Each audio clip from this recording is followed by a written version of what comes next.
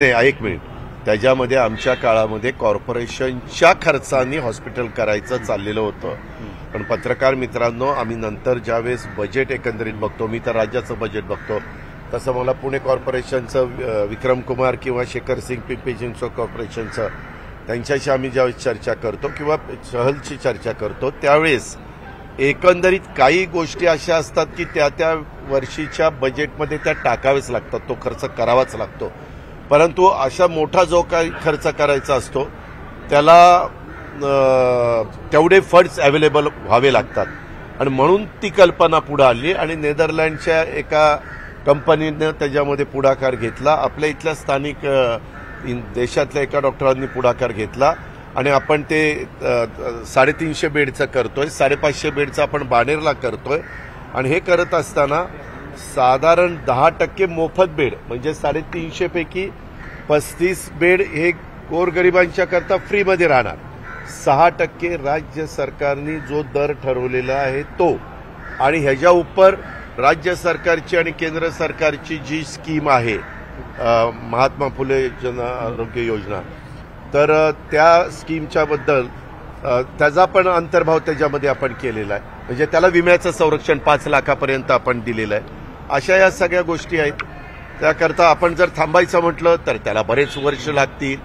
इतके वर्ष थांबायची तयारी नाही, काम पण सुरू झालं पाहिजे. पण मग कुणी असं गुंतवणूक करायला आलं आणि त्याच्यात मागाशी देवेंद्रजींनी बोलत असताना सांगितलं रेट ऑफ इंटरेस्ट काय राहणार किंवा त्यांनी जर ते पूर्ण केलं नाही तर काय राहणार, या सगळ्या बारकावे त्याच्यामध्ये रहित, म्हणजे बारकावे लक्षात घेऊन तशा प्रकारे आपण अग्रीमेंट केलं. बारामतीची उमेदवारी जाहीर झाली समोरून, स्वागत आहे त्याचं. शेवटी त्या ज्यांनी जे पक्ष असतात ते आपापली उमेदवारी जाहीर करू शकतात. आमचा महाराष्ट्रामध्ये महायुतीच्या 48 जागांच्या बद्दलचा निर्णय झाला की आम्ही देखील भाजपचे, राष्ट्रवादीचे आणि शिवसेनेचे उमेदवार जाहीर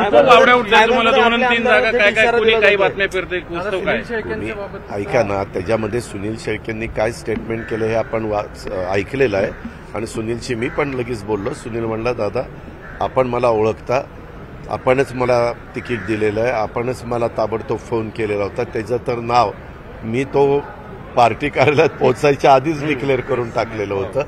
हे सगळ्यांना माहिती आहे. पण ठीक आहे, काही मान्यवरांनी काही स्टेटमेंट केलं तर त्याच्याबद्दल आपण लगेच बोललंच पाहिजे, अशातला काही भाग नाही. आणि सुनील म्हणला, मी असा कुणालाही दम दिलेला नाही, कुणालाही दाटी केली नाही.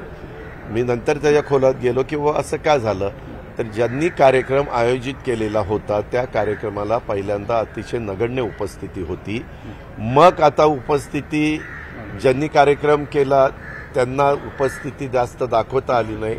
मग पळवाट म्हणून त्यांनी टार्गेट त्या सुनील शेळके आमदार साहेबांना केलं. वास्तविक हे बरोबर नाहीये. त्याचा टीका होती शिरूरमध्ये तुम्हाला उमेदवार मिळत नाही. असू द्या, कळेल तुम्ही. ह्या सगळ्या वेगवेगळ्या प्रकारच्या एवढ्या तुमच्या बातम्यामध्ये काही सत्य असतं, काही त्याच्यामध्ये काही असत्य असतं, म्हणजे त्याला कुठलाच आधार नसतो. माझी विनंती आहे की 2 दिवसातच तुम्हाला ते सगळं कळेल.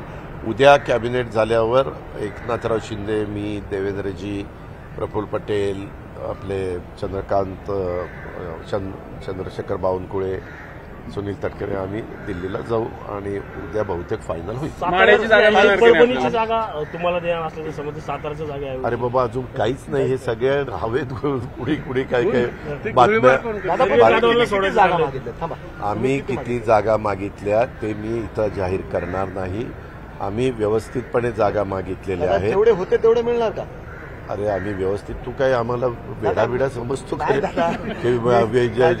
सन्मानजनक. एक मिनिट, तिघांचा सन्मान राहील अशा प्रकारचं जागा वाटप. बारामतीनंतर आज देखील भाऊ बहिणीचा आबोला आपल्याला स्टेजवर पाहायला मिळाला नाही, म्हणजे तुम्हीच बोलत नाही त्याच्यामध्ये.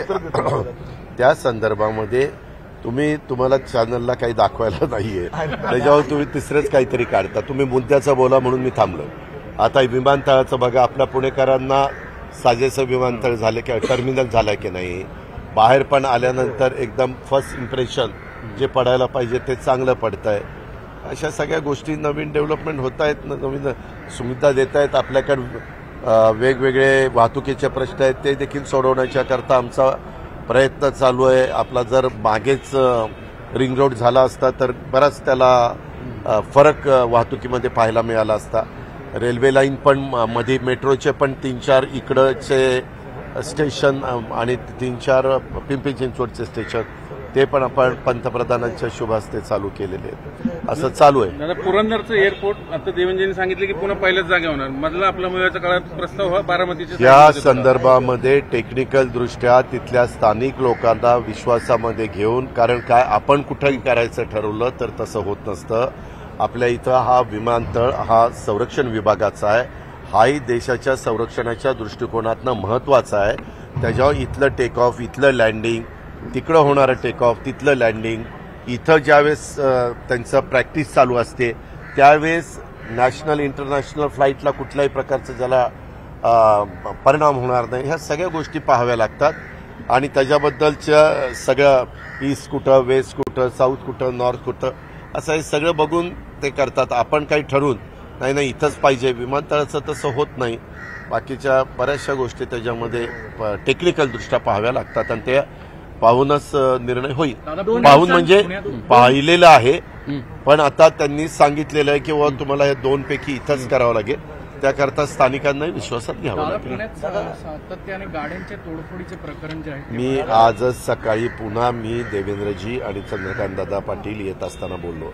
मी मगाशी सीपीला पण सांगितलं की सीपी हे काय होतंय, एखाद्या भागातली एखादी गुंडगिरी कमी करण्याच्या करता ज्यावेळेस आपण पावलं उचलतो त्यावेळेस 15 वर्षाच्या आतली मुलं काय त्यांच्या डोक्यात आलेलं माहीत नाही, ते त्या ठिकाणी